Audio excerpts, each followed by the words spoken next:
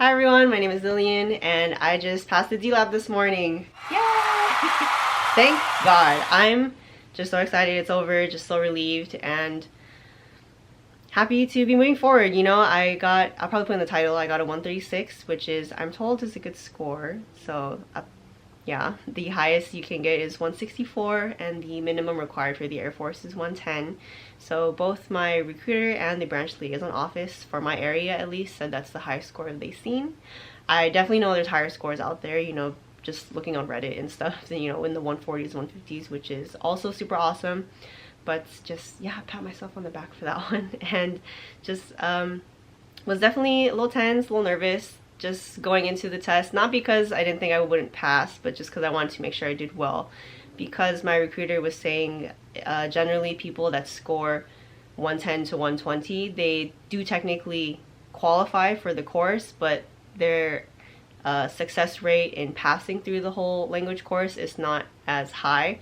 And just in general, I think DLI has a really high washout rate. So he said the higher your DLAB score, the more likely you're going to pass through the course itself, which makes sense. So yeah, and studying wise, I think the book, I don't have it with me, but I'll put a picture or something here. Just the official DLAB study guide, I think really helped. I went through it twice, the practice test, once when I first bought it and knew that I was starting this whole recruiting process, and then I did it again this past weekend right before I took the test a couple days later. So the test itself is majority audio, so I really recommend having someone read out the questions to you, or maybe if you want to read out all the questions and answers and record yourself and then play it and test yourself.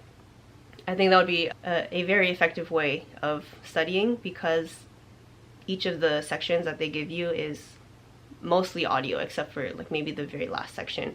So as far as studying goes, yeah, just really making sure you have good listening skills, because a lot of it is about listening for stress and patterns and things like that, you know. So the first section is stress syllables, really just hearing which syllable in the word is different out of 4 options per question. And just the practice test, the words are all in English, but on the actual test it's like gibberish, but it's pretty clear which syllable he's stressing, as long as you pay attention, in my opinion. And then the next section is grammar rules, and it's the same grammar rules that you'll find in the book or online. There's 9 in total, and so there's 4 sections in the grammar section, and the first 3, there's like 2 or 3 grammar rules per section, and then the 4th section is all 9 of them put together. So I would say really knowing your English grammar structure, like what is a subject, object, possession, possessor, nouns, adjectives, stuff like that. So that helps a lot. And I think the part that got me like questioning myself during the test was when he was pronouncing like and ah.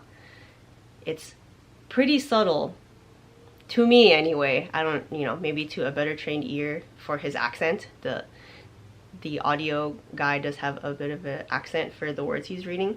And so the nice thing is I didn't expect to see anything at all for the grammar section, but you are able to, for each question, click and see the grammar rules if you need them. But also the question that you're translating from English to those grammar rules, you'll see the question itself, you know. So you'll see the English part, but then you only get to play the audio for each question and hear the answer options once. So that's a little bit difficult, but just really, I would, you know, just pay attention, and the second you hear one that you are pretty sure is right, I would like hover my mouse over that option, unless I heard another one that sounded way better, then I would change it. Yeah, and I think that was the only thing that really confused me, the es and the ahs, because it's a little subtle. And also the third section when it's talking about, no, the second section where it's like possessor after possession. So there might be the dog's bed, but then there could also be the bed of the dog. So they're just trying to mess you up and just really making sure you're paying attention and not going too fast. I was really worried about running out of time on the actual test, because that's something I hear a lot of people, they might run out of time and not get to answer questions, but there's no penalty for getting questions wrong. So I I personally would rather go through it and make sure I at least answered everything. Yeah, so then the third section where it's like subject has a ah sound, object has a oo or eh sound at the end, and verb has a ya in front of it and no s. But the answers are not in normal English order. So the example sentence would be in English order, but the answers are not necessarily in English order. Does that make sense? So if it's like Kaya caught the ball, it could be ya caught ball ka ya. I don't know if that's a good example, but just yeah, it's all the same grammar rules as in the book. So just really making sure you know those and understand how to translate from those, and I think you'll be okay.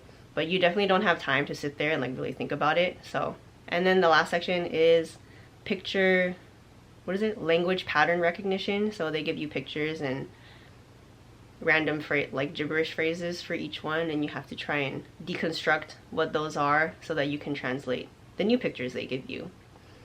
I don't know if I'm making sense, but again, it's explained well in the study guide. So yeah, that's how I studied. Pretty much just went through the practice test twice, but that's what worked for me. And then I looked it over a little bit once more the night before my test. And yeah, so I woke up this morning at like 4:30.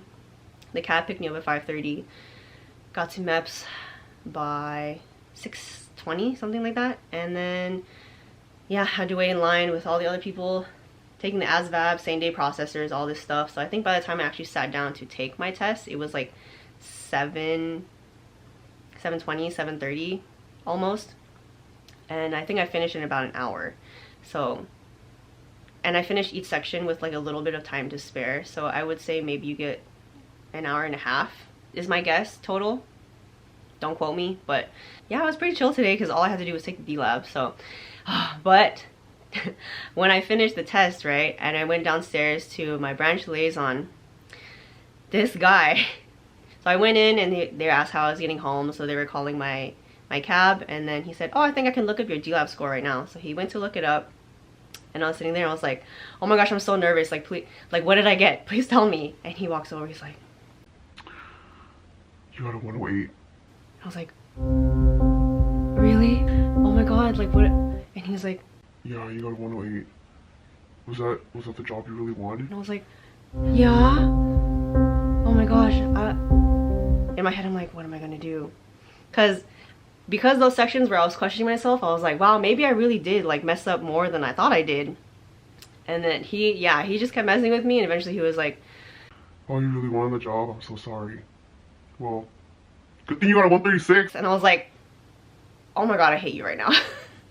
But yeah, I'm so relieved and just excited. So I remember texting my recruiter too, and I was like, I passed, I got 136, and he was like, shut the front door.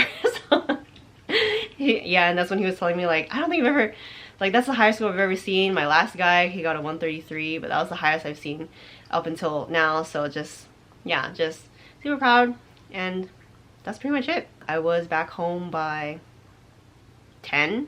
Oh, and then I did have to go back and talk to my recruiter, just like about some more background check stuff I had to fix. And then he was just letting me know, yeah, so it's December, early December right now. So he said the next round of jobs that's gonna come out is most likely in February.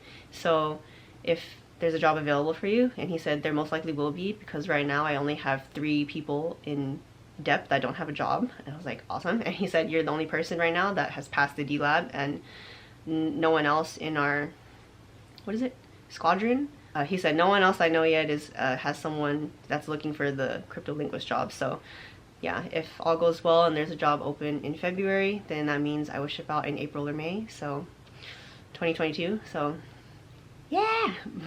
And I'm just relieved that I'm at this point, because I know I went in very specifically with this job in mind. Yeah, I'm just ready. I'm ready. So yeah. All right, that's it. I'm gonna stop rambling now, but thank you all for joining me on this journey so far. And if you're still listening, then thank you for that too. And just, yeah, looking forward to what's next. And I'll talk to you next time. All right, Bye.